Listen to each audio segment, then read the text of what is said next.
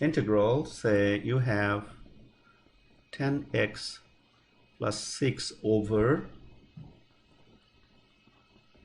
x squared plus 2x, say minus 3 dx. Now if you look at this problem, if you take your denominator as u, see what happens. X squared plus 2x minus 3, then du equals 2x plus 2 dx, right? So this one I cannot split here with u substitution because in the top I have a different constant. So that's why then we have another format. We call it integration by partial fractions. So integration by partial fractions, we have 3 different types of problems. So I'll discuss one by one. So this is the first one. What we need to do is split into known forms. I can just remind you something like, say that in pre-calculus, when you say find the value of pi over 12, right? If you remember, this is related, that's why I'm talking about it. Pi over 12. So pi over 12 is not the reference angle.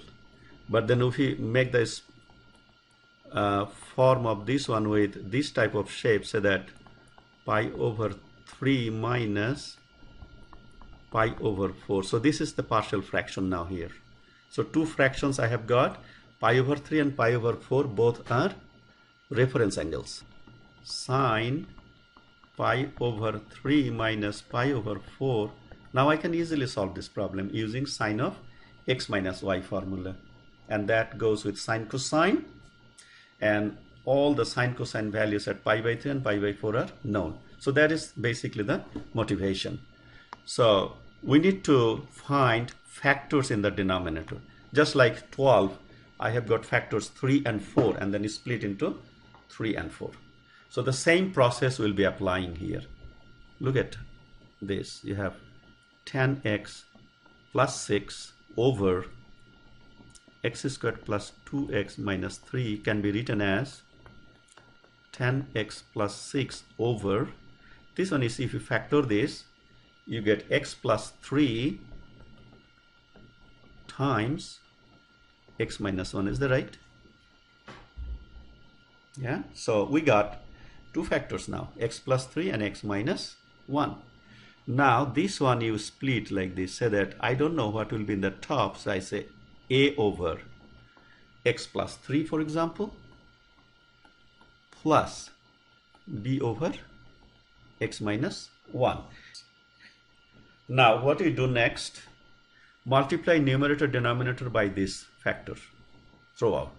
So we'll end up with 10x plus 6 is equivalent to, say, a times x minus 1 plus b times x plus 3. As we said that this is identity, I am allowed to take any value for x. So then the good choice will be, first, say x equals 1. If you say x equals 1, you can take other values also. I'm taking 1 because when I say x equals 1, this will eliminate. So I can find b easily. So when it is 1, this side is 16 and that side is b times 4. So that gives me b equals 4. And the next I'm taking from here. Say that x equals negative 3. So when you put negative 3, so you get 10 times negative 3 is negative 30 plus 6, which is negative 24. And that will be a times negative 3, negative 1 will be negative 4. And a is 6 divided by negative 4. So you got this.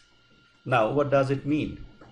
This integral is reduces to a over, so a is 6 over x plus 3, and then b is 4 over x minus 1 dx.